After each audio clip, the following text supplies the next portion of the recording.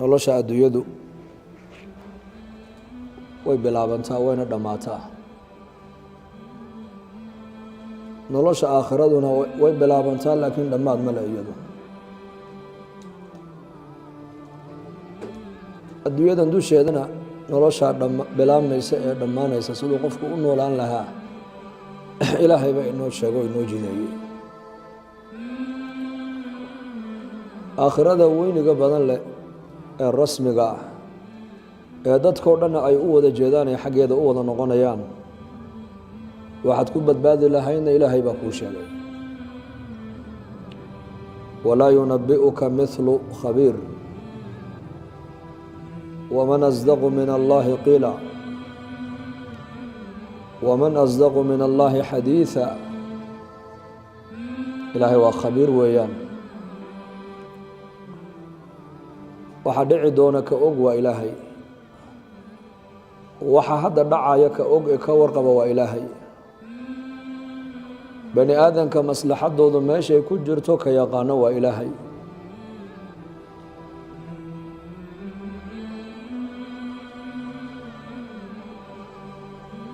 sida ilaahay uu inoogu warramayana cid kaloo inoogu warramaysaa ma jirto. ilaahay cid ka run sheeg wanaagsan ma jirto.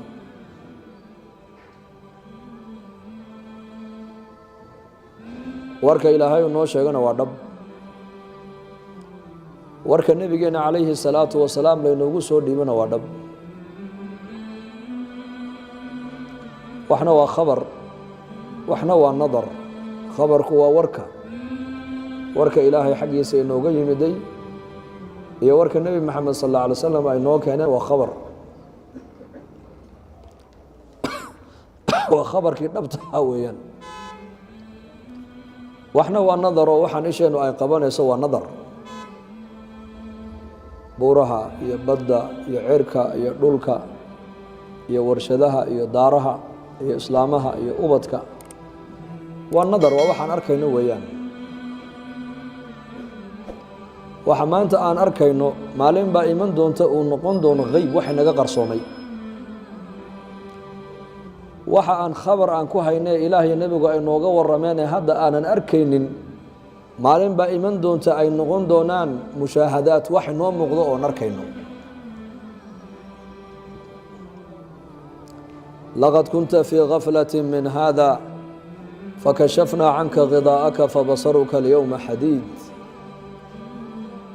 laqad kunta insaankan markay naftu ay ka dhacdo ee caalamkii kale dhabta ahaa uu galo ayaa lagu odhan doonaa laqad kunta fii gaflati min hada. noloshan hadda aada ku soo dhacday gaflad baad kaga jirta oo maad arkayn. fakashafnaa canka gidaa'aka, xijaab ayaa jiray adiga iyo noloshan hadda aada ku soo dhacdo, xijaab baa inii dhexeeyey. xijaabkiina waa la qaaday baa la odhan doonaa. fabasaruka alyowma xadiid, araggaaguna maanta waa xadiid. xadiid maxaa loo yidhi? darta af kale baa la yidhi ee lalese la soofeeyey, meesha ay ku dhacdo kama soo noqoto. bani aadankana waxaa dhici doonta araggiisu xaqiiqadu markaas soo taaban doonaa.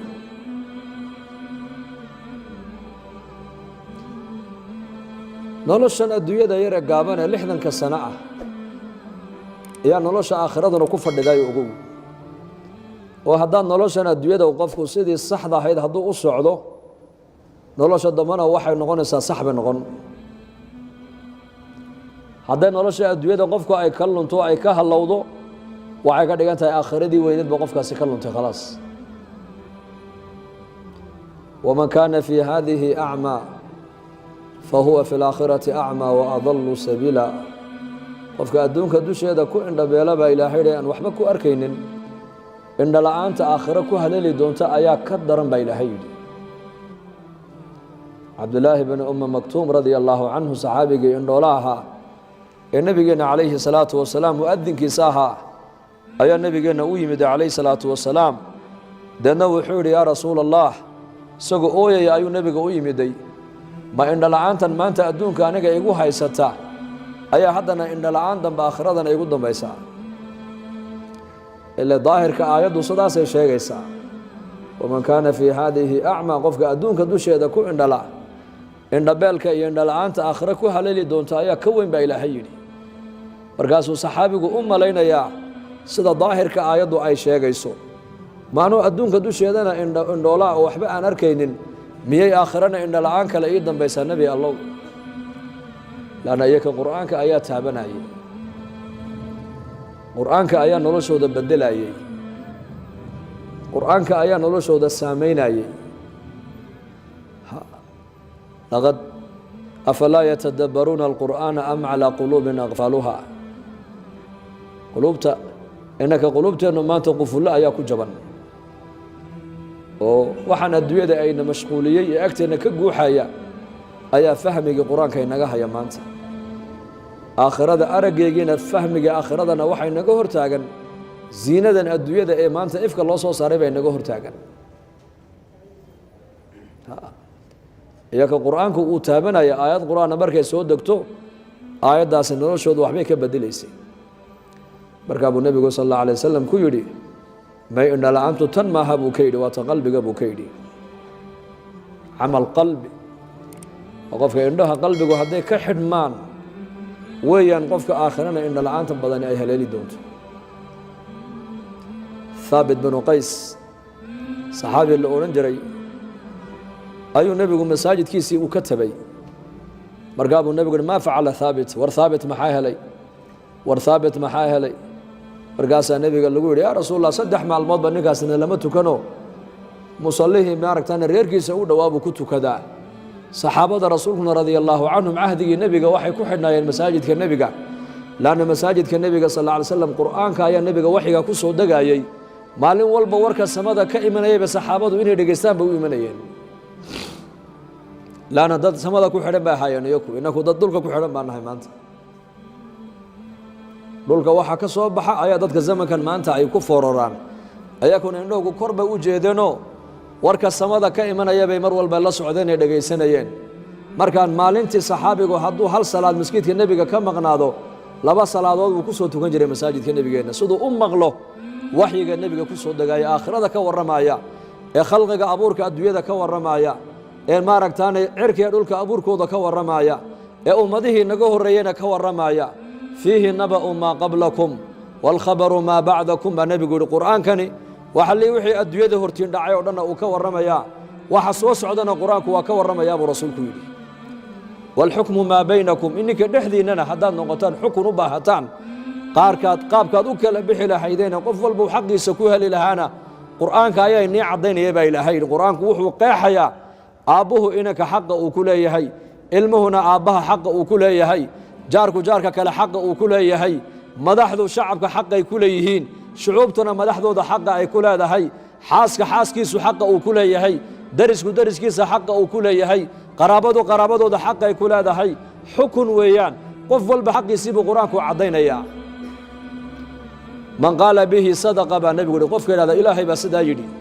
run buu sheegay waman camila bihi ujir qofka qur-aanka ku camal falayna waa la abaal maryaa buu nebigu yihi ajar buu ka helaa qur-aanka waman dacaa ilayhi hudiya ilaa siraatin mustaqiim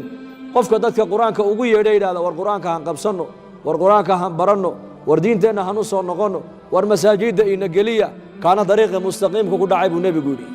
waman xakama bihi cadal qofka qur-aan ummadda ku dhaqay ummad ku xakumayna uu cadaalad falay buu nebigu yihi calayhi salaatu wasalaam marka waxyiga samada ka imanaya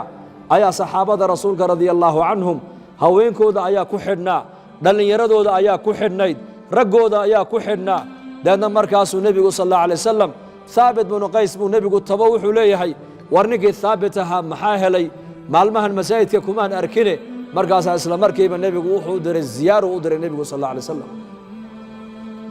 innaku maanta jaarku jaarka kale kama warhayo walaakiin saxaabada rasuulka ridwaan ullaahi calayhim ajmaciin waxay ahaayeen dad iska warhaya bay ahaayeen ka buka waa la ogaanayey ka masaajidka nebiga ka maqanna markaaba waa la ogaanayey waa loo yeedhay markaa saxaabigii nebigaa ku doonayaa lagu yidhi isagoo ooyaya ayuu markaa nebiga u yimid sal alla alay wasalam markaa buu nebigu ku yidhi maxaa kugu dhacay saddex maalmoodoo isku xigta haabitow maxaad masaajidkayga u imo weyda balii sheeg wuxuu yidhi saddex aayadood oo qur-aanka ku taalla ayaa maalmahan adiga dushaada ku soo degtay saddexdaasiba nebi allow aniga unbay ga warbixinayaan buu yidhi qur'aanka siday u fahamsanaayeen bal la soco markaa buu nebigu ku yidhi waa saddexdee in allaha laa yuxibu kula mukhtaalin fakhuur addoon kasta oo faan badan oo xarago badan ilaahay ma jeclaa la yidhiyo aniguna nin xarago badan baan aho faanka jecel baan ahay buu yidhi ilaahayna ima jeclo aayaddaasaa caddaynaysa aayadda labaad waxa weeyaan laa tarfacuu aswaatakum fowqa sawti الnabiy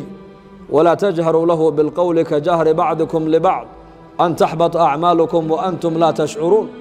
markaad nebi maxamed la joogtaan calayhi الsalaatu wasalaam ee nebiga xalaqaadkiisa aad fadhidaan hadalladiina hadalka nebiga kor ha uga qaadina baa la yidhi aniguna nin qaylo badan baan aho qayladeedu way dheer tahay aayaddaasina xagga dambe waxay ku sheegaysaa kuwa nebi maxamed iyo ku ag jooga hadalkooga nebiga hadalkiisa kor uga qaadaya in camalkii saalixa ay qabteen uu ka gubtuu ka buray ayay sheegaysaa deedna qur-aankaasi wuxuu caddaynayaa in aniga maaragtaane uu camalkayga iga buray aayadda saddexaadna wuxuu yidhi wayuxibuuna an yuxmaduu bima lam yafcaluu falaa taxsabannahum bimabaazatin min alcadaab ilaa aakhiri alaaya waxaa la yidhi waxay jecel yihiin mar walba in lagu ammaano waxaynan iyaku aynan samaynin aniguna nin ammaanta jecel baan ahay saddexdaa aayadoodoo dushaada ku soo degay saddexduba anay iga warbixinayaan buu yidhi markaa buu nebigu calayhi salaatu wasalaam wuxuu ku yidhi lasta miman yafcalu daalika buu ka yidhi yaa haabit adigu sidaa ma tihid buu ka yidhi saddexdan aayadood dadka ay ka warbixinayaan adigu kuma jirtid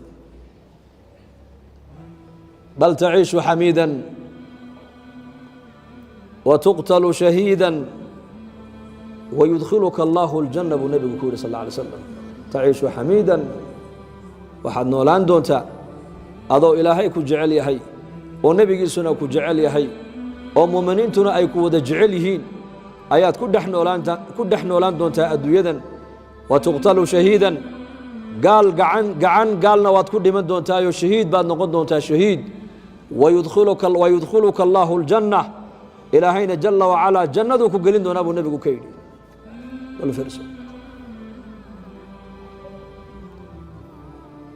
marka qur'aanka ayay iyaku fahmayeen wuxuu ka hadlayo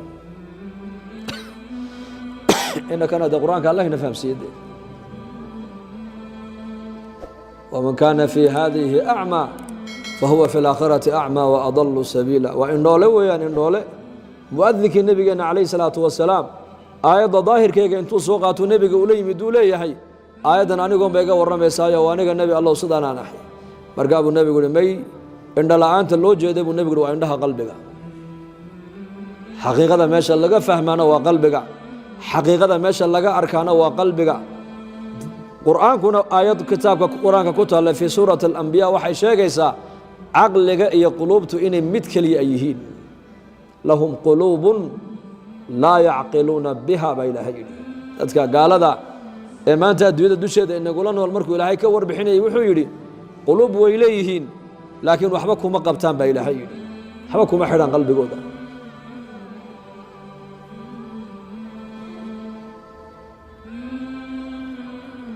marka noloshan adduunyada yare gaaban ee ilaahay nagu deeqay walaalayaal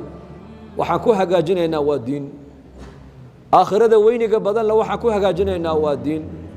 diin maxaa la yidhahdaa marka ma huwa diin innaka maanta diin haddaan maqallo waxaa laga yaabaa dad badan inay u fahmaan salaadda oo la tukado iyo xajka oo la tego iyo zakada oo la bixiyo iyo soonka oo la soomo iyo shahaadateynka waa arkaan alislaam weeyaan arkaan masaajidkan rukunnadan uu ku taagan yahay laakiin rukunkaa keliya haddii la dhiso oo rukunkaa la dhiso rukunkaa la dhiso rukunkaa la dhiso masaajidkii weli ma taagnay ka dhigantahay rukunnadii masjidka shubka sare qabanayey ayaa la taagay shanta arkaan alislaam haddaad la timaadidna weli islaamnimadaadii ma dhammaystirna ogow bilowgii baad joogtaa bilow miaal nin baa boos lahaa boos wuxuu ihi warniba booskii aan lahaa baan aqal baan ka dhisayaa halkeed maraysaa baa lagu yidhi wuxuu idhi seeskii baan marayaa seeskii kow bundooy kaabadihiina waan dhisay buu odhanayaa tiirashii aqalku ku taagmayana waan taagay ma bilow buu marayaa mise dhammaad buu marayaa ninkaas bilow buu marayaa bidaaya shanta arkaan alislaam haddii noloshaada laga helana shanta arkaan alislaam haddaad noloshaada aad ku dabaqdana weli waxaad joogtaa bidaayatulislaam baad joogtaa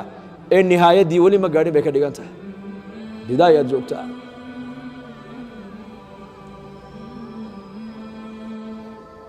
islaamku wuxuu ka bilaabmaa waxa weeyaan arkaan alislaam buu islaamku ka bilaabmaa islaamnimadu meesha ugu dambaysa ku dhammaatana waa dabeecadda wanaagsan weeyaan xusnu اlkhuluq sakfiga islaamku waxa weeyaan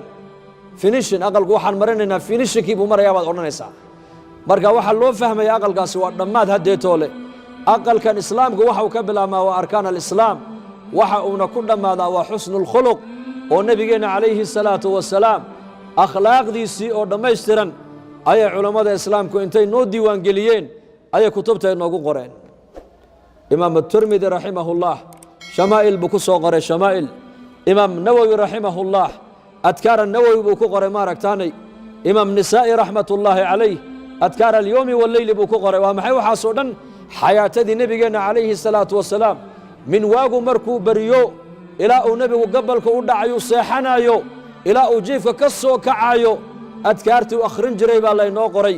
habkuu u soconayey baa laynoo qoray habkuu dharka u qaadanayey baa laynoo qoray habkuu ubadka ula dhaqmayey baa laynoo qoray habkuu reerihiisa ula dhaqmayey baa laynoo qoray habkuu ummadda ula dhaqmayey baa laynoo qoray adiga iyo anigana waxaa laynagu yidhi laqad kaana lakum fii rasuuli illaahi uswatun xasana waxaa kaloo laynagu yidhi wain tutiicuuhu tahtaduu haddaad nebi maxamed calayhi الsalaatu wasalaam aad adeecdaan oo hadalkiisa aad yeeshaan oo dhaqankiisa aad la timaadaan baa ilaahayna leeyahay waad hanuunteen buu ilaahay yidhi jala wacala rasuulka ilaahayna waxa iniigu ahaatay ku dayasho wanaagsan ku dayo malag ma hayn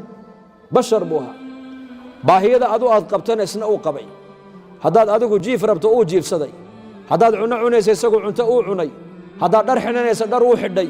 haddaad reero leedahay reero uu lahaa haddaad ubad dashay ubad u dhalay haddaad qaraabo leedahay qaraabo uu lahaa haddaad jaar leedahay deris uu lahaa hadduu gaalo deris haddaad dad isku diinaad ahayn deris hadla tahayna yahuud buu nebigu deris lahaa calayh isalaatu wasalaam sidii dadkaasoo dhan uu xuquuqdooda u ilaaliyo u gutay waa laynoo qoray bas way qoran tahay anas binu maalik radia allaahu canhu ayaa wuxuu soo agmaray inamo yaryaroo meel ku ciyaaraaya markaa buu salaamay taabiciintii la socotay anas wuxuu ku yidhi sidaa aan dhallinyarada aan u salaamay soo maad arkaysaan haa nebigeenni moxamed ahaa baa sidaa samayn jiray buu yidhi sal alla alay slam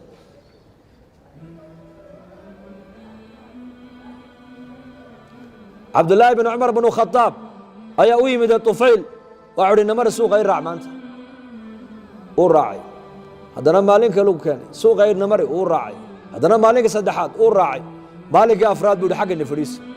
ya bna cumar halkan fadhiiso suuqa maalin walba waa kuu raaca waadna geysaa badeecad ka soo iibsan maysid meelna fadhiisin maysid waxna soo baayici maysid maxaa suuqa nagala doontaa meeshana fadhiisiyo halkan wax noogu sheego nagu bar markaasuu yidhi waryaa kaagan caloosha buuran leh innamaa naqdu min ajli الsalaam waxaanu ka lahaynaa ma kuu sheegaa salaam baanu ka lahaynaa bas assalaamu calaykum waraxmat ullaahi wabarakaatuhu baanu ka lahaynaa innamaa naqdu min ajli الsalaam muslimiinta ayaan ducada isdhaafsanaynaa weeyaan salaantu waa duco taxiyatu ahli aljanna waa ahlaljannuhu salaanta jannada dhexdeeda ay isku salaami doonaan ayaa ummadda nebi maxamed salaan looga dhigay waa salaan waa duco nabadgelyadii ilaahay naxariistii ilaahay barakaadkii ilaahay korkaaga aha aadaan boqol qof haddaad salaanta aad ku soo salaantood u soo ducaysato oo iyakuna ducadaa duca lamida ay kugu jawaabaan waxaa laga yaabaa weli ilaahay mid keliya intoo laga dhex helo boqolka in ilaahay salaanta uu ku celiyey intoo lagu aqbalo ilaahay noloshaada uu kugu barakeeyo lidaalika yahuuddu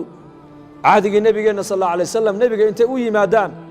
ayay odhan jireen assalaamu calaykum geeri dushaada ha ahaato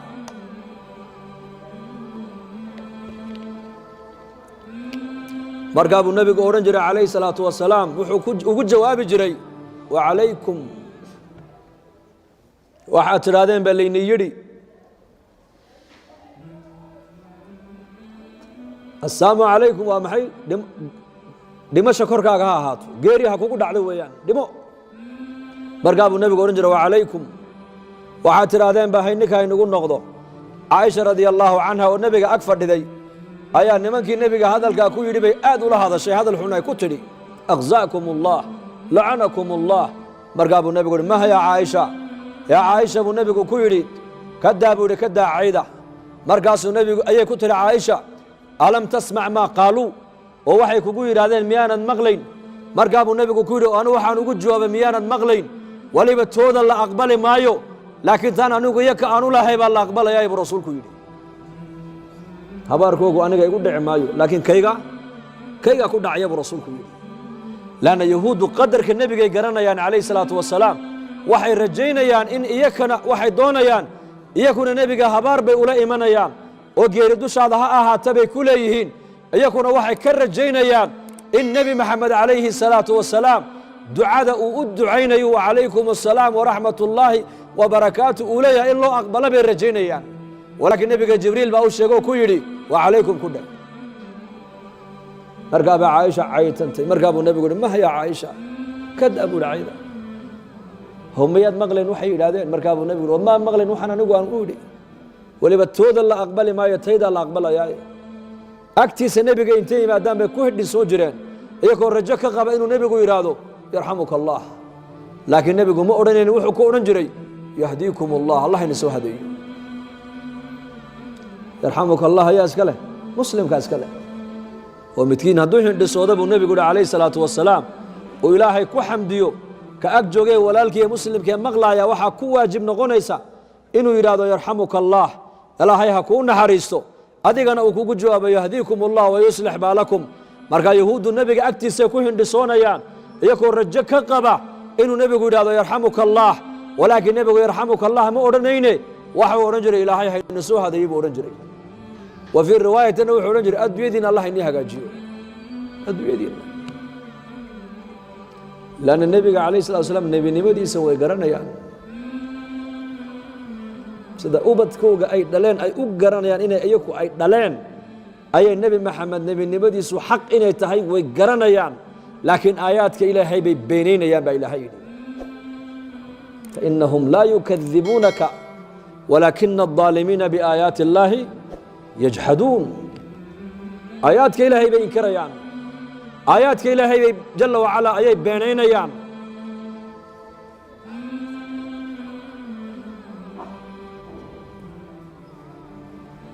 ubadkooga intay soo diraan bay nebiga u keeni jireen odhan jireen aabba orod nebiga u adeeg orod nebigu ha kuu duceeye u adeeg hulaam ayuu nin yahuudiya nebiga u soo diri jiray markaa buu nebiga u adeegi jiray yarkaa yar sal alla alay slam uu adeegi jiray nebiguna waa u ducayn jiray mar walba laanna nebigeenu naxariis socota buu ahaa safar buu nebigu baxay uu soo noqday yarkii buu waayey markaasaa lagu yidhi ya rasuula ki yara uu bukaa markaa buu nebigu uu socday calayhi salaatu wasalaam aqalkii uu ka yar jiifay buu nebigu galay xaggaa madaxa agteeduu nebigu ka fadhiistay markuu arkay yarkii aad u xanuunsan ayuu nebigu ku yidhi yaa ghulaam wiilkan yarow iska soo islaam markaa buu yidhi aabbihii buu sidaa u eegay ila aabbihii bay isog yihiin moogta kii yaraa aabbihii baa ilaahay ka dhawaajiyo yidhi adic abalqaasim hadalkiisa maqal yeel hadalkiisa markaa buu ki yaraa ashahaad laa ilaaha ila allah muxamadun rasuulu اllah dadna markaa buu ka soo baxay nebigu gurigii isagoo leh alxamdu lilaahi aladii anqadahu bi min annaar naftii baa ka dhacday ki yara markiiba ilaaha waxaan ku mahadinayaa buu nebigu uhi yarkaa yar sababtayda naartii kaga badbaadiyey baa mahadla buu rasuulku yidhi taasuu ula dhaqmay dariskiisa zayd ibnu sucna ninkii la odhan jiray caalim buu ahaa xabr caalim yahuudeed buu ahaa nebigaa dayn ka qaatay calayhi salaatu wasalaam xilligii daynka lagu ballamay in la celiyo iyadoo aanan la gaadhin ayuu ninkaasi nebiga fursad buu la eegtay fursad caynkeeya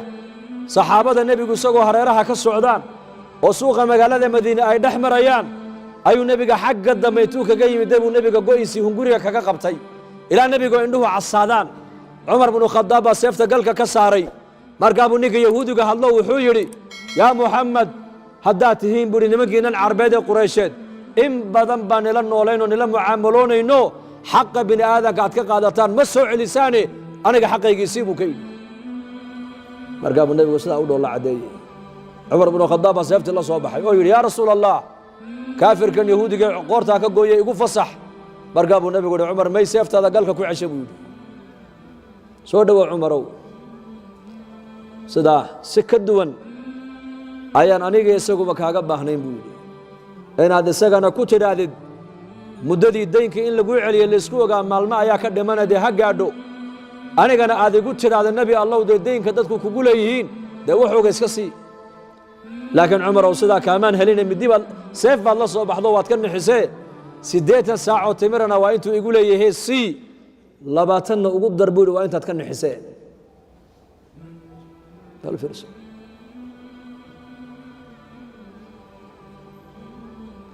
gaalada ayaa iminka dadkan zamankan dambe ka dhaadhicisay in badan diinta islaamku adduunka seef bay ku gaadhay dagaal may akhlaaq bay ku fiday diinta islaamka boqolkii 90 diinta islaamku waxay ku fiday khuluqun xasan dabeecad wanaagsan dulqaad badan naxariis badan sabir badan duco badan dadaal badan oohin badan asbaabtaa buu nebigu risaaladiisa ummadda ku gaadhsiinayey cumar binu khadaab ninkii buu kaceeyey baytalmaalkii buu keenay intiisii markuu siiyey buu 20 kalena ugu daray waa kana qaado uu dhaxay ninka yahuudigii war intan anu malihii buu ka yidhi intan aniga nebiga amar igu siiyey inaan kuugu daro waa biiro oo maxaa lagugu biiriyey sababtaan kuugu biirinina waxa weeyaan waa seeftii ee kuula soo baxeen kaa nixiyey buu nebigu igu yidhi ugu abaalgud intaas ugu abaalceli markaasuu ninka yahuudigii alaabtii oo dhan intuu dhulka dhigay buu yidhi cumarow zayd binu sucna ninka la yidhaha ma maqashay markaasuu yidhi ma ninka caalimka yahuudeed haa ma ninkaa baa tahay haa ninkaa baan ahay oo adoo nin caalim ah oo diintii hore towraadna wax ka yaqaana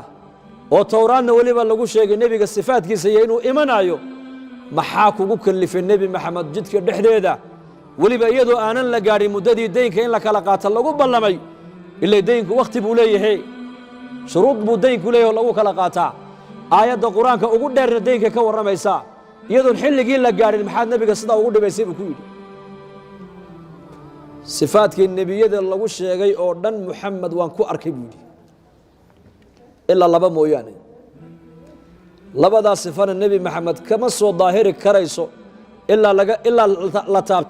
taabtaabta mooyaane sifada koobaad waxa weeyaan jaahiliintu markay xaqiisa ay ku xadgudbaan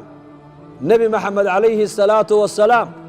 jahliga loo geysanayo ee jahaladu ay xaqiisa ku xadgudbayaan dulqaad unbaa nebiga uga ziyaadee maba cadhooda buu yidhi waa sifaadka nebiyadu ay leeyihiin cadhada nebiyada iyo dulqaadkoogana marka laysku qiyaaso waxaa qaaliba oo sarreeya dulqaadkoogaa sarreeya dulqaadkooga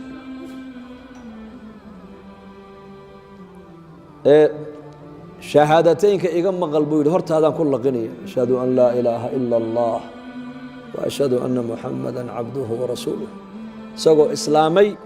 oo cumar uu gacanta hayuu nebiga u keenay nebiga hortiisana uu ku ashaatay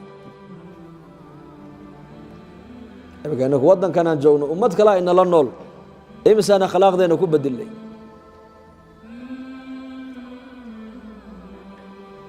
ibraahim aladham allah ha u naxariistay ayaa nin gaala oo ay wata ayaa u yimiday markaasaa lagu yidhi sheekhaasi waa sheekh ibraahim baa la yidhaayo waa nin caabid oo rabbaaniyo ilaahay buu ku xidhan yahayo dadka muslimiinta agtoodana qiimo weyn buu ku leeyahay ninka yahuudigii baa soo qaaday aygiisii buu soo qaaday baa la yidhi markaa buu sheekh ibraahim aladham oo halkiisii fadhiya buu ula yimiday sheekh ibraahim ma adigaa lagu yidhahdaa markaasuu ha ibraahim baa la yidhaha ibraahim baa la yidhaha ibraahim adham ha ma adiga ahaa su-aal baan ku weydiina maad ka xanaaqi ma i weydii insha allah i weydii adiga iyo aygeyga mid ka fadli badan buu ka yidhi nin gaalo oo aan isku diin ahayn hadduu hadalka kugu odhan lahaa adiga ka warasee yeel lahayd soo dagaal maha soo maha de sheekhii dhulku eegay wuu fikray wuxuu yidhi kolkaan dhinto ee laysoo saara banka qiyaame haddii kitaabkayga gacanta midig layga siiyoon janno galo maalinka aygaaga anaa ka fadli badan buu ka yidhi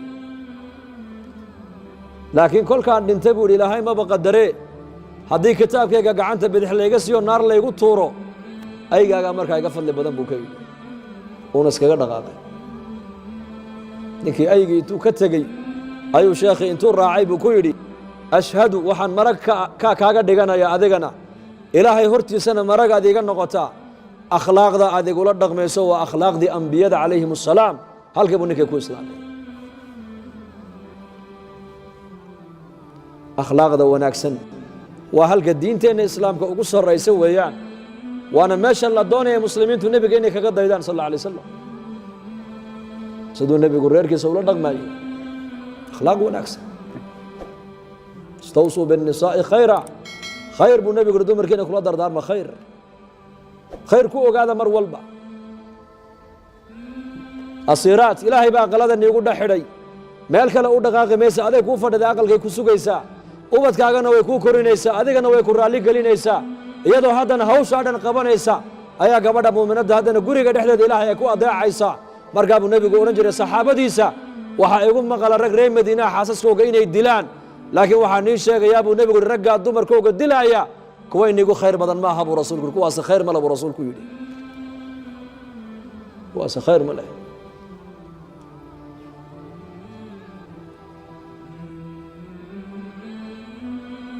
dardaarankiisii u dambeeyey markuu dhimanayeyna salaaduu nebigu ummadda kala dardaarmay salaada iyo dadka maaragtaane aan milkinay ee ilaahay gacmaheenna uu soo geliyey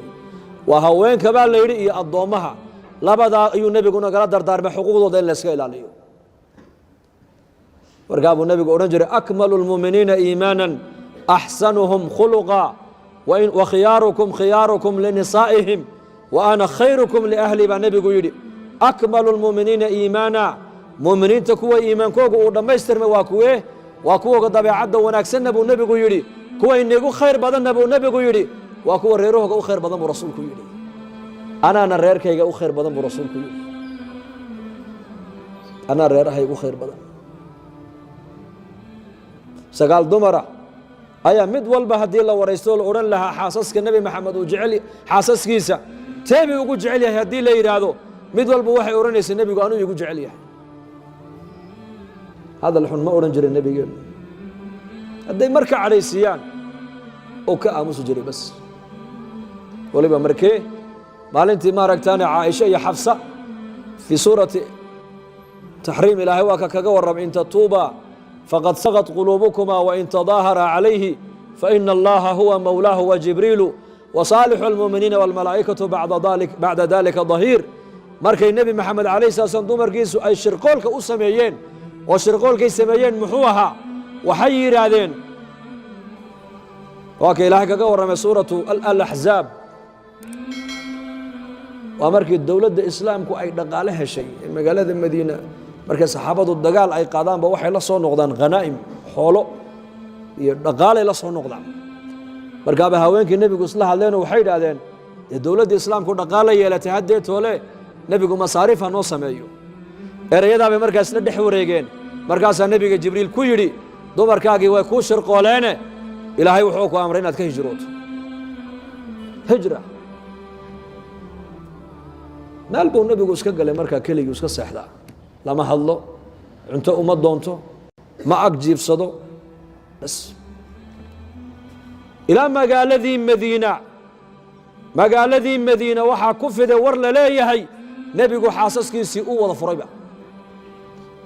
abubakr sidiiq radia allaahu canhu ayaa soo booday deedna markaasuu u yimid inantiisa caaisha radia allaahu canha markaasuu ku yidhi aabba ii fadhiisa su'aal baan rabaa inaan ku weydiiye oo su-aashu maxay tahay bay ku tidhi aabbo nebigu muu ku furay may ima furin dembi baad ku dhacdeen oo maxaa niga dhacay dee wax kale ma odhane nebiga weli umaba sheegin isage laakiin annaka dhexdeedii baa waxaan isnidhi nebiga ha loo bandhigo ha la weydiiyo ha la yidhaahdo dowladdii islaamku dhaqaalay yeelatee nebigu biil iyo masaariif hana siiyo intaas ma inta un baa haa cumarna uu socdo xafsu u tegey xafsana u weydiiyey cumar sidii si la eg bay ku tidhi markaa deedna markaasaa nebiga sal alla alay wasalam aayadahan la leeyahay kala doorashada ee dumarka nebi maxamed ilaahay uu kula hadlaya la leeyahay yaa ayuha الnabiyu qul liأزwaajika in kuntuna turidna alxayaaةa الdunya waziinataha fatacaalayn umatickunna wausarixkunna saraaxan jamiila wain kuntuna turidna allaha warasuulahu wاddaara alaakhira faina allaha acadda lilmuxsinaati minkuna ajra cadiima aayadaha kala doorbidashada ayaa nebigeenna markaa ku soo degay oo la leeyahay waxay aayaduhu ku socdaanna waa dumarkii nebiga calayh isalaatu wasalaam xaasaskii nebigay ku socdaan oo la leeyahay ilaahay iyo rasuulkiisa iyo jannada oo dhinaca iyo adduunyada iyo ziinadeeda oo dhinaca kala doorta baa lagu yidhi dadna markaa nebigu wuxuu ka bilaabay xaasaskiisa tii ugu jeclaa buu ka bilaabay ikhtibaarkaas waana tee caaisha radia allaahu canha markaa buu nebigu u yeedha caaisha waxii baa soo degey waxyigaa kala saaraya haddee toole caaisha waxii baa igu soo degey ininku niga warramaya waxyigaas ininkuna inagu socdaa waana kala doorasho waana kuu sheegaya qaraar qaadashada ha ku degdegine aabbaha iyo hooyadaa baa noole la soo tasha buu ka yidhi markaabay tidhi waa hagaaga bal horta ii sheeg aayadihii qur-aanku nebigu ku dul akhriyo markaabay caaisha tidhi ma hooyaday iyo aabbahay baan kala talo gelin bay tidhi nebi maxamed iyo ilaah iyo jannada may hortaadaan ka qirayaa bay tidhi nebi allow maanta intii ka dambaysana adduunyo dambe qalbigayga ku soo dhici mayso adduunyo dambena ku weydiini maayo waxaanan marag kaaga dhiganayaa markhaati aad iiga noqotaa anu waxaan doortay ilaahay iyo rasuulkiisa iyo daarta aakhiraan doortay maanta wixii ka dambeeyana adduunyo dambe ku weydiin maayo bay ku tidhi markaasuu nebigu yihi haye way kaa dhan tahay adiga markaabay tihi sida aad aniga ii weydiisay soo xaasaskaaga dambena u weydiin maysid markaa buu nebigu yihi ha mid walba saasaan ugu bandhigi buu ku yidhi markaabay ku tihi haddaba aniga doorashada adiga iyo ilaahay iyo aakhirada aan doortay dumarka kale ha iga sheegin bay ku tidhi halkaa maxaad ka fahmaysaa markaas ile dumarka maseerka ilaahay baa ku abuure waxaad moodaa inay rabta nebiga inay keligeed la soo hadhaba say u yareg tahay dee deedna markaa buu nebigu sal alla alay wasalam yidhi may wallaahi baan ku dhaartay buu ihi iyakuna ima weydiiyaan oo ima yidhaahdaan caaisha maxay dooratay haddayse i weydiiyaan buu nebigu yidhi annagu aan u sheegi buu yidhi nebi naxariis badan buu ahaa moogta oo dadka ilaalinaya buu ahaa hadday i weydiiyaan oo i yidhaahdaan caaisha ayay dooratay anna wallaahi ka qarin maayo buu nebigu yihi xabsuu ku xijisiiyey yaa rasuulla caaisha maxay dooratay ii sheeg caaisha anay dooratay anna adaanku doortay dee ya salaam lanna nebiga sal alla alay wasalam dee doorashadiisu ciyaar maaha dee shaksi caadiya maaha waa nebi rasuulah sayid اlkhalqi weeyaan khayru man daba calaa wajhi اlardi arlada korkeega qof ka khayr badan isaga maba soo marin baa layidhi aqalkuu jooga naxariistaa ku soo degaysa aqalkuu jooga jibriil baa imanaya calayhi الsalaam aqalkuu jooga barakaadka ilaahay baa ku socda waxyigaa ku soo degaya aqaladiisa markaasaa kulligood ikhtibaarkii way ku wada najaxeen waxay yidhahdeen ilaah iyo rasuulkiisa ayaanu doorannay bay yidhahdeen maalintaasuu nebigu yar cadhooday maalintiina nebigu dumarkiisa uu ka aamusay ma caytamin xataa marka uu nebigu yar cadhooday wuxuu odhan jiray yaa xafsa itaqi illaah yaa caaisha itaqi illaah erayadaa buu odhan jiray innaku laakiin maanta eraydeen isticmaallaa bay kula tahay markii saxaabadu dagaalkii khaybar ay yuhuudda ku soo jebiyeen dadkii sabiga ahaayee ee la soo qaaday magaalada madiine lagula soo noqday gabadhii ugu quruxda badnayd baa nebiga loo doorbidoo nebiga la siiyey waa safiyata bintu xuyey umulmu'miniin radia allaahu canha markaabay saxaabadu ku yidhahdeen nebi allow dadkii aan soo qaadannay gabadha ugu qurux badan ayaan adiga kuu daynay ku yidhahdeen qaada nebi allow ile zamankaasi dadka markay dagaal qaadaan ee ciidankii kale gaalada ay jebiyaan ee raggii ay noqdaan wax la laayay iyo wax dhaawacmay iyo wax baxsaday ay noqdaan iyo wax la soo xidhay ay noqdaan eheladii iyo reerihii raggaa iyo waddankaa dhan ku abuurnaa saynan u dayacmin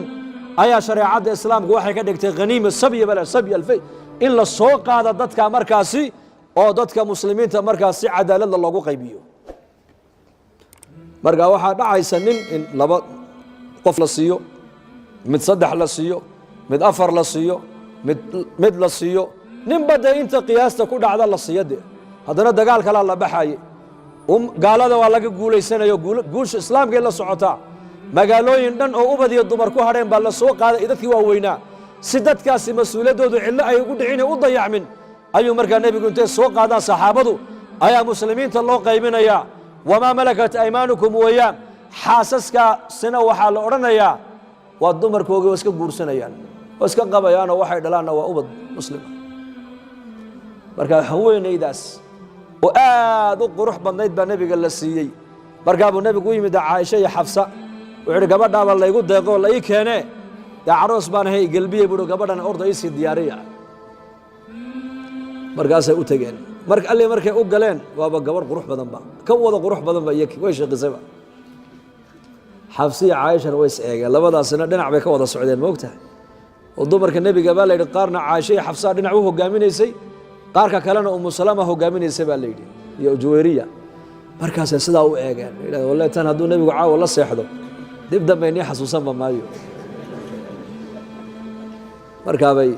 waa u soo hagaajiyeen way ka soo noqdeen xabsaa nebiga ka hor timid xabsa bal ka waran yaa rasuul allah dee way aroosadii way kaa horeysaayo waan kuu hagaajinay bal hore u soco hay maxaad aragtay dee yahuudiyad baan arkay bal hore u soco bay ku tiri haddana caaisha ka hor timid oo cadhaysan caaisha waa sii hooyanaya bal ka waran wuxuu waa lagaa horeeyaa dee ka waran maxaad aragtay dee yahuudiyad baan arkay ordog markaa buu nebigu uhi yaa caaisha itaqi illaah waa muslimad gabadha buu yidhi yaa rasuul allah waa yahuudiyadeeda u teg bay ku tidhi markaasuu nebigu u yimid 7 cisho markaa la jooga iyadii markaa bay soo buuqdaan dumarku maalinkiina nebigu ragguu la joogaa iyadana markaa dumarka ayaa u imanayo markaa waa caroosadii waa la maaweelinayaa safiyata bintu xuyey buu nebigu habeen u soo hoyday iyadoo ooyeysa bal sida nebigu dumarkiisa ula dhaqmaya u kala ilaalinayay markaa buu nebigu sal alla alay slam ku yidhi maxaa ku helood la ooyeysaa markaa bay tihi yaa rasuul allah dumarkaaga qaarkood markay ii yimaadaan waxay leeyihiin waa yahuudiyad waa tuma iyo tuma waa caaisha iyo xafsa radia allaahu canhum markaa buu nebigu yihi dee u jawaab dee maxaan ugu jawaabaa waa runtoodu ana naag yahuudiyadda aan ahay yakuna waa gabdho carbeed weeyaane markaa buu nebigu ku yidhi saad ugu jawaabaysa anigaa kuu sheegay kolka yahuudiyaddii ay ku yidhahdaan waxaad ku tidhaahdaa nayaaday dhegaysta aniga aabbahay nebi buu ahaa adeerkayna nebi buu ahaa zawjkayguna waa nebi maxamed bal naagta intaasoo nebi la xidhiidee la xidhiidh la yeelatay iska soo dhex saara ku dhab buu ku yidhi nebigu aabbaheed waa nebi baa la yidhi oo nebi haaruun bay ku abtirsanaysay adeerkeedna marka ayuu noqonayaa muusa kaliimullah zawjkeeguna waa moxamed calayhi الsalaatu wassalaam markaasay habeenkiibuu markaa nebigu ku soo hoyday safiya markaa yidhi haye safiya maanta farxad baa kaa muuqatay bal waran walla dumarkaaga sidaan maanta u galay bay tihi nebi allow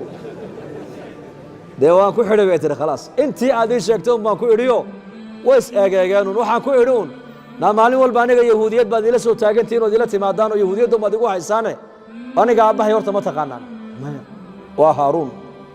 haaruun baan ku abtirsada anugu waa nebi adeerkayna waa muusa kaliimullah waa nebi zawjkayguna waa moxamed waa nebi waan ogahay ninka nebi inuu ini qabo laakiin bal naagta nebi ku abtirsateen aniga ahayn ku soo sheegay bay tihi halkaas soo dhiga waxay tihi maalintiiba ugu dambaysay dumarkii nebi maxamed oo ku hadal qaadayo inay yidhahdaan yahuudiyad khuluqda inakana akhlaaqda allah ina siiyo saasuu nebigu xaasaskiisa ula mucaamaloonayay uu kala ilaalinayey fi bacda kutub waxaa ku taala tu kalaa nebiga la siiyey markaasaa way u soo galeen dumarkii nebigu markaasay arkeen quruxdeeda iyo jamaalkeega markaasay tiri nebiga marka la salaamayo xal lagu salaama luqada carabiga anigu ma aqaanay bay ku tiri markaasay ku yidhaahdeen markuu nebigu kuu soo gala ee habeenka hadda waa caroos oo kugu soo hoydo nebiga waxaa lagu salaamaa yaa rasuula allah acuudu billaahi minka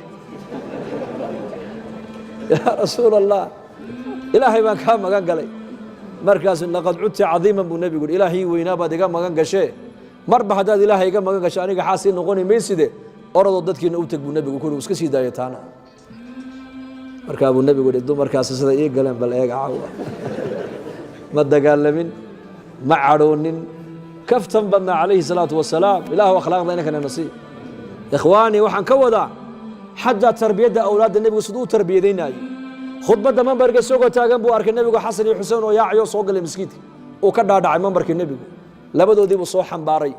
mixraabkuu nebigu la yimiday mambarkii dusheedii wuxuu ihi labadaa markaan arka ma joogi kara buu hayla yaabina buu yidhi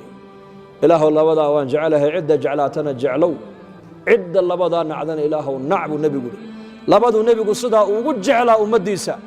ummaddani maxay ugu abaalgudday ma taqaanaan labadiiba waa la dilay xuseenna qoortaa laga gooyey xasanna sun baa lagu dilay sun maxabbadii ahlalbeytkana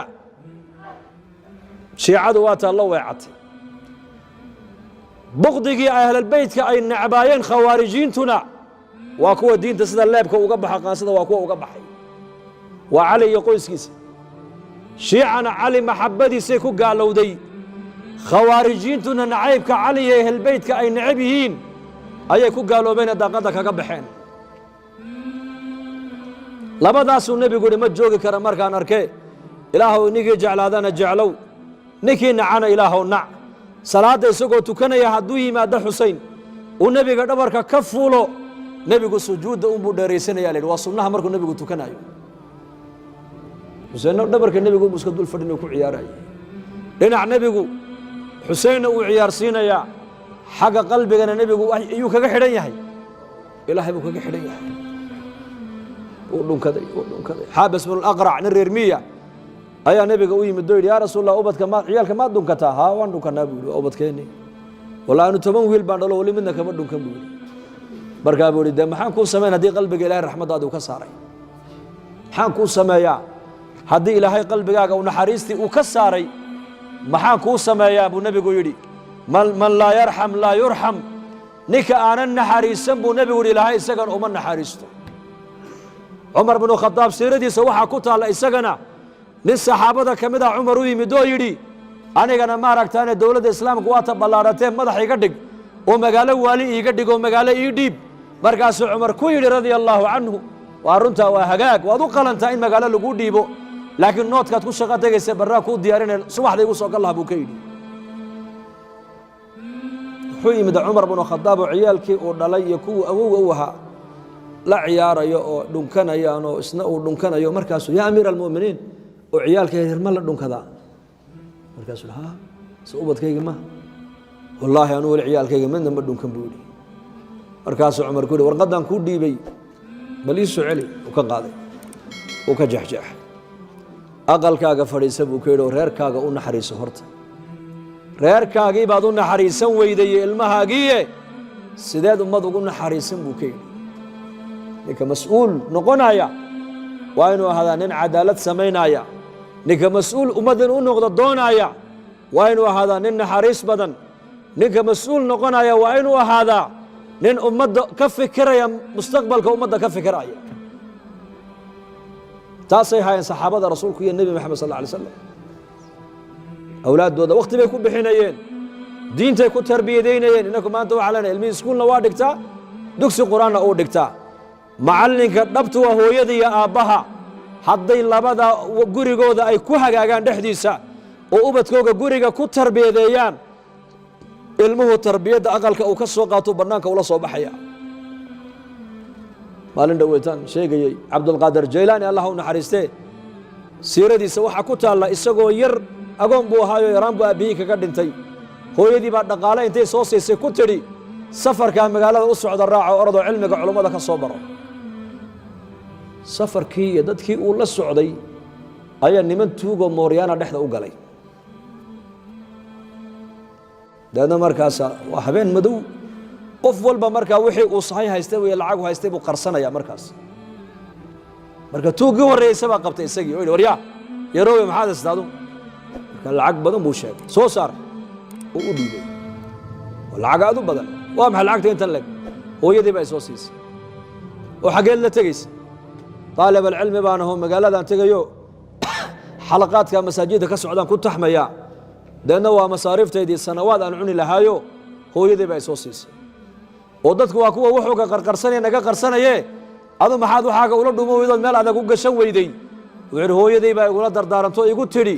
waliga been ha sheegin hadaad been low noqotaa ilaahayna uu ku nicib bini aadamkuna way ku nacayaan war been halaha xataa gaaladu ma jeceshahay ya been halaha cidna ma jeclo ظالمka cidna ma jeclo ballan baajiyaha dadku ma jeclo tuuga dadku ma jeclo caaqul waalideynka dadku ma jeclo mufsidka dadku ma jeclo hooyaday baa igu tiri buu yidhi weligaa been ha sheegin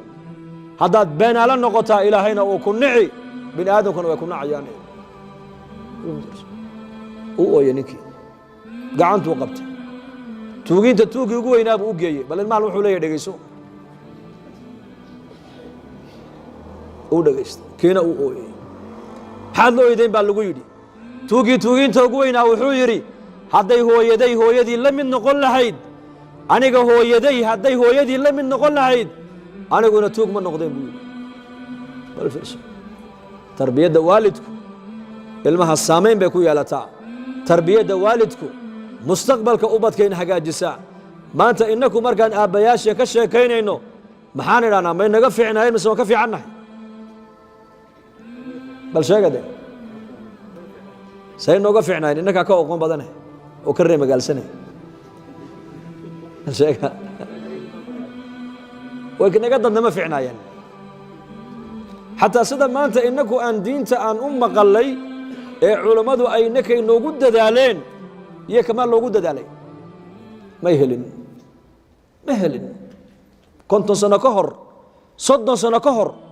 saxwada maanta inaku aan haysanay iyo dacwadda iyo culummada iyo maaragtaan ijtimaacyada iyo khayrka socda iyo kumay helin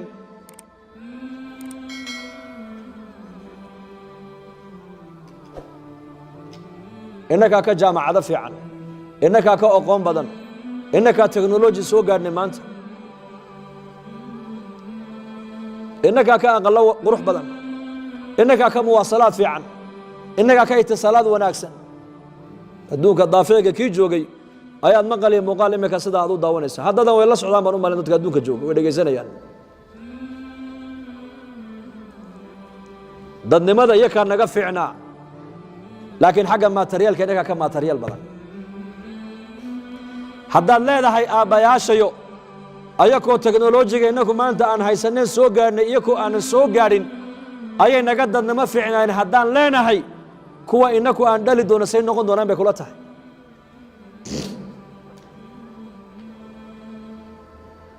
kuwa aad dhali doonto sidee noqonaya kuwa anu aan dhale sidee ku damay doonaan kuwaan dhalle kuwa si dhali doonaan siday noqon doonaan bay kula tahay macallin carab jabaquu lahaa ardaydu u dhigayay alifka alif ba ta ra markuu gaadhay ra carab jabaquu leeyahay ra ma karo la abuu dha la ardaydu maxay odhanayaan bal sheegade la un bay odhanayaan markaasuu le aniga idhaama la dhahada la un bay yidhahdaan say u dhaamayaanba war aniga iga roonaada buu ku leeyahay carab jabaqaan qabaaye la dhahada la un bay yidhahdaan maanta zamankan waa zaman adag runtii maanta aan ku dhex jirno ciyaalkeenni waxaan leenahay war bal naga roonaada maxay kaa roonaanayaan iyaku aalaadkan ay soo gaadheen waalane ee 99% fasaadkii la soo dhexgeliyey soo gaadheen arba ku indhabeela sidaasaa undhaha ugu daawanaya ku indhabeelay maxaad ilmo yar ula yaabiba dadkii waaweynaababa maanta ayaa maskaxdoodii bedelantay oday iyo islaan aqal intay ku wada hoydeen ciyaalkiina iska seexiyeen ishaleelka ka waran isna facebook buu xaggaa ula jeestay iyadna faasiq buu ba xaggaa ula jeesatay mid baa la sheegay waagiiba ugu baryay labadoodii markaasuu yidhi na maxaad caawodha ku mashquulsanayd markaabata adiguba xaggeed ku jirta caawod meel kale maad ku jirtay waa dadkii waaweynaa halkaa hadday marayaan dhallinyarada markaa maxaan kala yaabaynaa kuwa maanta sida kuwa nool ee qaar ee zamankan dhallinyaradan dhalay hadday waxaa soo gaadheen ku mashquuleen ku indha beeleen oo ku caqli beeleen kuway dhali doonaanna bal ka warrama dadnimo markii la eego dadkii hore inaga dadnamo fiicna waayo been ma sheegi jirin iyaku ballan ma baajin jirin qabiil wax la yidhahdana iyaku ma yaqoon gaalna iskumay dhedhejinayn gaalna he iskumay dhedhejinayn innaguna maanta dad baa ku ducaysanaya mid baa beri mid xajka u socda ku yidhi waniba meeshii fiicneed carafaad u socotaa iyo ducada igu soo dar markaas maxaan kugu soo duciyaa bal sheeg wuxuu yidhi yaakhi ciyaalkii labana dibadday u baxday laba un baa igu hadhee labadaana fiisihii baan u xereeyey inuu ilaahay u fudaydiyo iiu soo ducee buu yidhi yowma carafa ayuu leeyahay ilaahu ciyaalkayga halkaa ku gur ilaahu ninkaasa ay soo faree ducadaa ciyaalkiisa halkaa u gee war dadnimadii mee aawe dareenkii aawe caqligii xataa cilmigii markaan ku soconi weyno sharcigii ilaahay caqligeegiina maanta muslimiinta kuma socdaan caqli dad kale ay leeyihin baan ku soconnaa maanta marka dadka inaga dambeeya inaan waddo u jeexno soo maaha say u roonaadaanu bal say u badbaadaan mise waan ku daawannaa alii barraba maan ku daawannaa mise waxaan qaadnaa dadaal ku saabsan sidaan inakuna nafteenna u badbaadin lahayn ubadkaan dhallayna ay u badbaadi lahaayeen ubadka ay dhalaana ay u badbaadi lahaayeen soo inaan qaadno soo maaha ummu sulaym radia allaahu canha markuu nebigu madiinata almunawara uu yimiday inankeeda anas bay nebiga u keentay tidhi yaa rasuula allah islaan maskiinadoo faqiiradaan ayaan ahay waxaan kugu soo dhoweeye ma haysto laakiin waladkan baarigaa ilaahay i siiye ha ku adeega iga qabsa bay ku tidhi way bixisay waqaf diinta ha kaa barto nebi ilaahay soo diray baa tahoo barakaysane ha ku adeega adiga maalintuu nebigu dhimanayana way dul timid yaa rasuul allah adigan iska bukee khaadimkaaga anas ma u ducaysay iyo ku tidhi markaa buu nebigu waan u ducey nebi allow markaasuu nebigu ugu duceeyey 3 shay ilaahu xoolihiisana barakee buu yidhi cimrigiisana barakee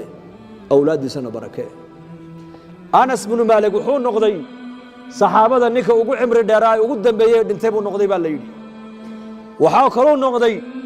meesha uu joogo muslimiinta ku nool ninka ugu xoolo badan buu noqday waxaa kaluu yidhi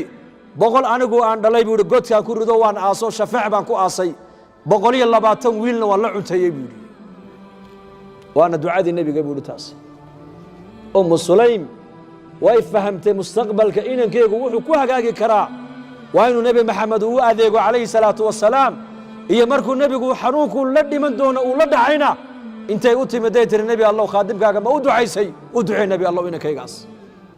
mustaqbalku waa taas haddaan doonayno inaan inaku hagaagno ilmaheennuna noo toosaan ilmahaan dhalnay ilmahay sii dhalaanna ay noo hagaagaan haddaan doonayno waa inaan nolosheennan aan ku noolay aan wax ka bedelo weeyaan qaaradda amriika annakoo beri jamaacada ayaa qiso cajiiba la iiga sheegay gobolkan la yidhahda massachusetts boston magaalada boston ru'asaa'u lkanaa'is kaniisadaha ku yaalla statekaas ayaa shir bay ku galeen magaalada boston waxay ka shirayeen dadkan qaxootiga een ka keennay soomaaliya miyaa ku najaxnay oo muraadkaan ka lahayn ma ka gaadhnay mise waa ku khasaarnay markaasay hadleen waxay dhahdeen waa ku khasaarnay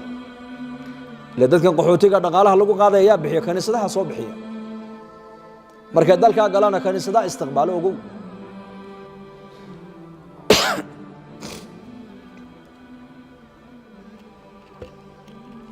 waan ku khasaarnay buu yidhi mid wuxuu yidhi waxaan ugu khasaarnay madaaristii qur-aankay fureen masaajiddii bay dhiseen xijaabkii iyo shacaa'ir alislaam bay muujiyeen kaniisadihii bay naga iibsadeen ee masaajid u bedileen aadaankiibaa gobol walba ka baxaya shacaa'ir alislaam dhallinyaradoodu garhkii iyo khamiiskii bay muujiyeen waa ku khasaarnay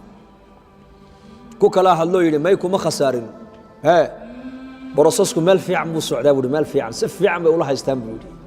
waayo kuwa annaku aan keennay iyo kuwa waaweyn uma soconno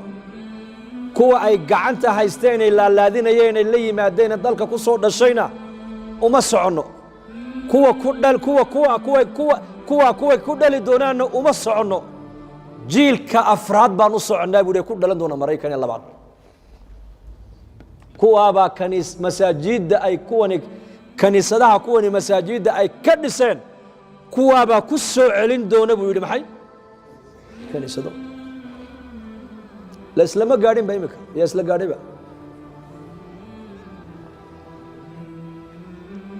6 sano 10 sano 8 sano iyagoo joogay bedelmeenba dadkii dhulka naga tago dhan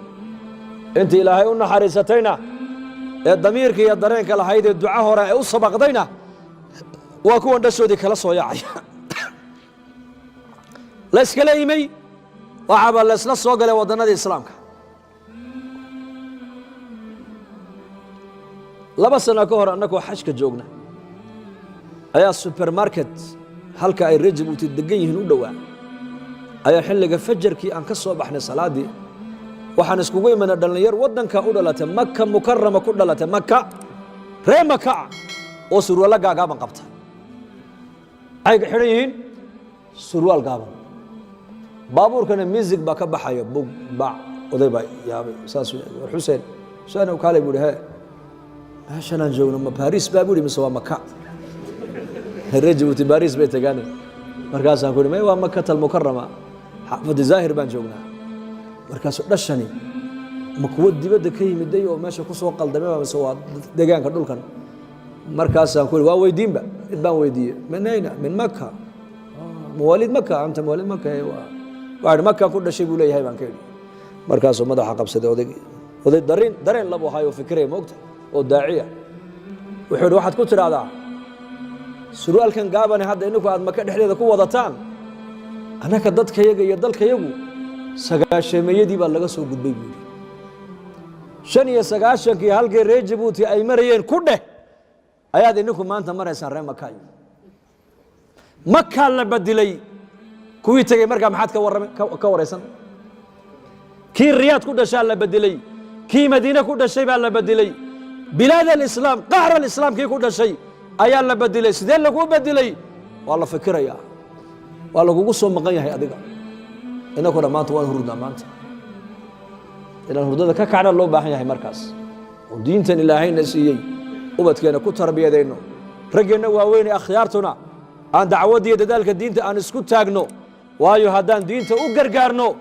ilaahay ballan buu noo qaado wuxuu yiri yaa ayuha alladina aamanu in tansurullaha yansurkum wa yuthabbit aqdamakum ba ilaahay yiri ku ilaahay nabiga rumeeyayow hadaad ii gargaartaan ba ilaahay yiri oo diintayda u gargaartaan aniguna waan inii gargaaraya gommadihiinana xaqa ku sugaya ba ilaahay yiri hadaan ilaahay diintiisa u gargaarno yaa noo gargaaraya wargargaarka ilaahay kaaga baahan yahay waa maxay adigoo daciif waxay ka dhigan tahay haddaad diinta kor u qaadaan haddaad diinta ininku ku dhaqantaan haddaad walaalihiinna muslimiinta u nasteexaysaan haddaad ubadkiinna diinta bartaan haddaad diin ku wada dhaqantaan haddaad diinta ka tashataan haddaad diinta dhaqaalihiinna ku bixisaan haddaad madaarista iyo masaajidda iyo dacwadda iyo khayrka aad nafaqaysaan oo diinta ilaahay ka shaqaysaan ilaahay baa anna waa nii gargaarayaa zilzaal kastoo dhaca caalamka fidnad kastoo timaadana ni dhaqaajin kari mayse lugihiinna gommadihiinna ana xaqa ku sugaya baa ilaahay yidhi fitnad baa soo socota la dajaal muuminka dajaal waxba ka qaadi maayo ugu marka walaalayaal waxaan ku soo gabagabeynayaa nasiixadaydaas dhagaystayaal diineed oo wanaagsan waxaa ka fiican shaqaale diineed oo wanaagsan maxaa ka fiican nin baa la marti qaaday wuxuu yidhi nimanka maantana marti qaaday way mahadsan yihiin haye laakiin ninka berina marti qaadi doonaa ka sii mahadsan buu yidhi saad masjidka u soo camirteen waxaan ilaahay waad mahadsan tihiin jazaakum allahu khayr laakiin waxaa ka sii mahadsan oo aad ugu sii farxaynaa ninka ilaahay dartii u baxa ee habeenka jimcaha markaska ee baytulmaal intuu yimaado diinta dadaalkayga qaybta kaga aadan ka qaata waryaadahayn haddaan maanta innaku aan xaqa ka hadli weyno baadilkaa lagugu yeedhi haddaad masaajidda camiri weyno maqaayadaad camiri haddaad muslimiinta aad xoojini weydid oo muslimiinta culammada iyo ducaadda garab u noqoni weydid dadka baadilka iyo siyaasadda iyo qabyaaladda ka shaqeeya kuwaabaad heel u noqonaysaa lidaalika sidaa daraaddeed insha allah wadaniyooda inaan wakhtigeenna dhaqaalaheenna ilaahayna geliyey inaan diinteenna ugu gargaarno siday doontaba hanu isticmaalle yaa sidaa niyoonaya insha allah dembigeenna allaha dhaaf dembiga waalidiinteenna allaha dhaaf diinta allah inoo macaneeyo maralkeenna allaha shaafiyo mowtaadkeenna allaha u naxariisto amniga iyo iimaankana allah inoo ziyaadiyo dadkan waddanka nagula noolee kale diinta aan nahayna ilaahay hidaayadda ha ku galladaysto abwaab alhidaaya allah ha u furo muslimiintana baaba towba allah inoo furo muslimiintana albaabka toobadda allah noo furo gaaladana albaabka hidaayadda allah inoo furo dadkeenna luqadeenna ku hadlaya dibadaha nagaga maqanna meesha ay joogaan allah inoogu ilaaliyo diintooda allah ku ilaaliyo caqiidada allah u ilaaliyo shareecadooda islaamka allah u ilaaliyo kuwa la bedelo ilaahay kama dhigee kuwa iyaku wax bedela allah ka dhigo nin walba oo kurbaysana kurbada halka ka haysta allah ka qaado qaar baa naga xanuunsan oo caafimaad noogu duceeya mar walba leh caafimaad sariica allah siiyo midul muraadkiisoo macsilana gacanta midig allah ka siiyo istiqaamana allah ina siiyo khaatimadana allah inoo hagaajiyo cadaab alqabr iyo cadaab almaxshar iyo cadaab annaar allah inaga badbaadiyo firdows alacla allah inagu deeqo jiwaar alxabiib calayhi salatu wasalaam allah ina geeyo محمد عليه الصلاة والسلام حوت قصة الله ينقو أروريو هدي سنة الله ينقو دلو استقامية قبولين الله ينسيو هذا وبالله توفيق صلى الله على نبينا محمد